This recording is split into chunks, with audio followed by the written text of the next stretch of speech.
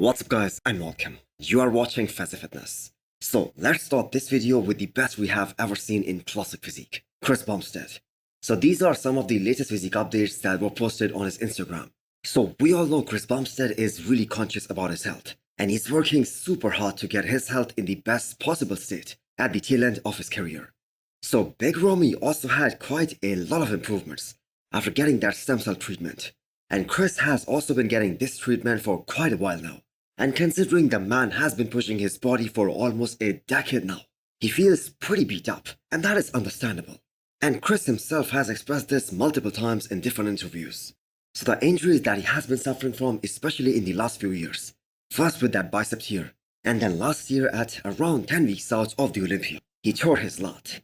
And these are all the indications that he needs to put extra effort into his health and recovery process if he wants to complete his prep without any injury and without any unforeseen and unfortunate circumstances again. And that is why he has been taking those trips to Mexico to get that stem cell treatment done.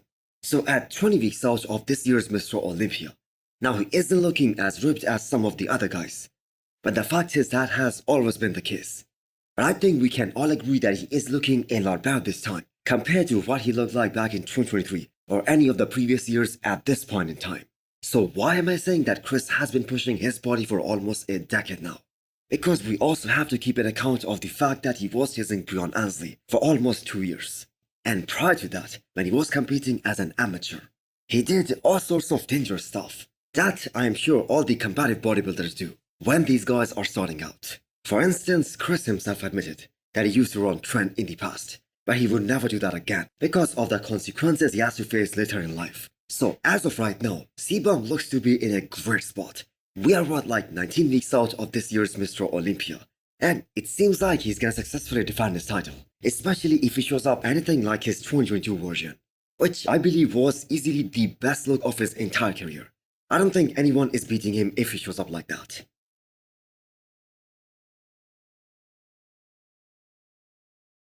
Some more classic updates, as Wesley Vissers, who is going to be the biggest wildcard at this year's classic physique Mr. Olympia, continues to get bigger while maintaining a very awesome off-season shape. Not only is he looking massive, but just take a look at his shoulders. He still has some striations. I believe this is going to be one of the most competitive classic physique battles in the recent past. Because now that the fight for that second spot, that is going to be so much closer than previous 2 years, where Ramondino had clearly separated himself from the rest of the competition. And that is why we were getting those two-man final call-outs for the last 2 years. Now Wesley winning the Arnold Ohio, as well as the Arnold UK, that was probably one of the biggest upsets in classic physique history, especially in the last few years. And that only led to more excitement and more anticipation regarding this upcoming Mr. Olympia in classic physique, because there is kind of a consensus that that wasn't the best of Ramon. So I think this fight between him and Wesley, that is going to be super exciting. So one advantage, and a big advantage, that Wesley has over all these other guys, specifically Ramon, is that he still has some room to grow. He told us himself that he still has 3 or 4 more pounds before he hits the weight ceiling, and that will allow him to make more improvements, specifically in his legs, and more specifically in his hamstrings, because that was the feedback given to him by the judges. Because Wesley's upper body, that is one of a kind. He is so wide, he is so huge. There is unbelievable size, as well as great roundness to every muscle belly, front to back, plus that kind of conditioning that he brings. That is absolutely nuts. So legs is the area where Wesley needs to make some improvements, and I'm sure those 2 wins, that would have motivated him more than ever to work harder than ever to bring an even better package at this upcoming Mr. Olympia in October.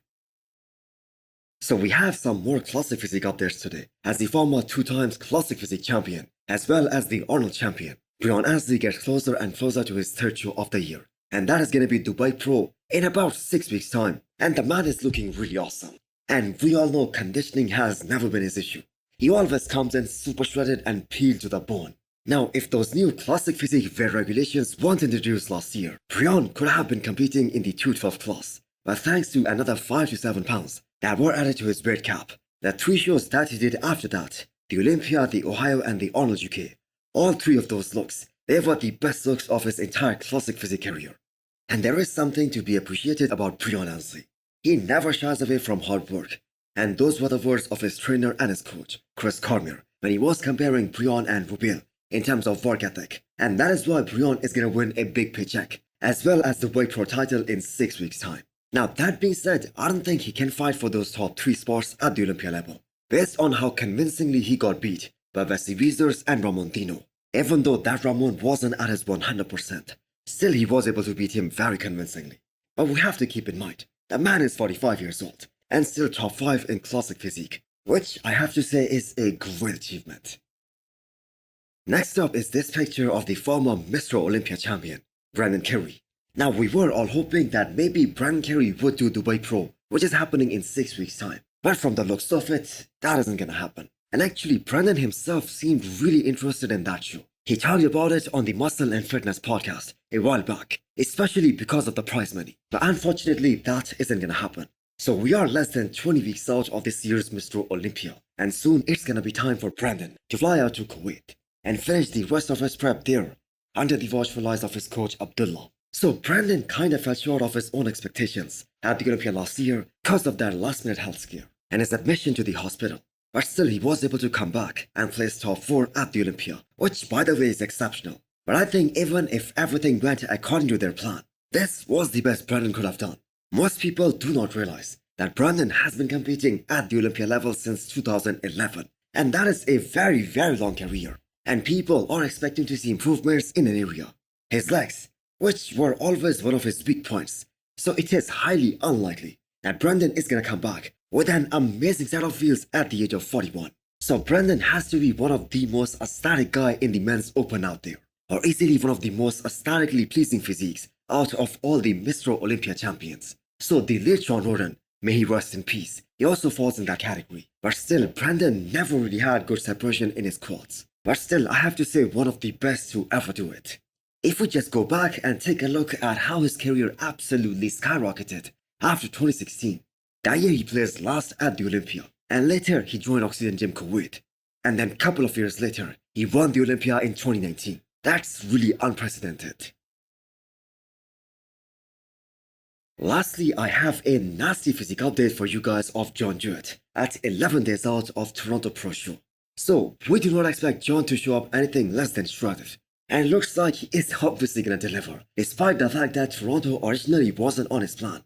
His plan was to do Van Pro, which is still like 6.5 weeks away. And it's safe to say that this guy isn't a 212 guy anymore. Specifically after that offseason that he had. That was such an impressive and such a productive offseason, because not only was he able to push to his heaviest, but also his leanest offseason condition compared to what he looked like in the 212 division. So based on his conditioning right now, and the added muscle that he is going to display when he is on the stage, he is for sure going to be in the mix for the title. So people weren't really sure about him last year as well, when he announced that he's switching to the men's open bodybuilding, and he's going to make his debut at the Legion Sports. But he looked exceptional even at his first ever men's open show. And I don't think anyone should be sleeping on this guy. So we still have 11 more days to go, where John is going to get even harder and even more fuller as the training volume reduces and these guys introduce more carbs into the system.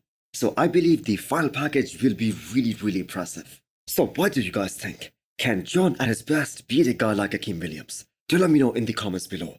And also hit the thumbs up button if you liked the video. And smash the subscribe button if you wanna come back for more. Thanks for watching.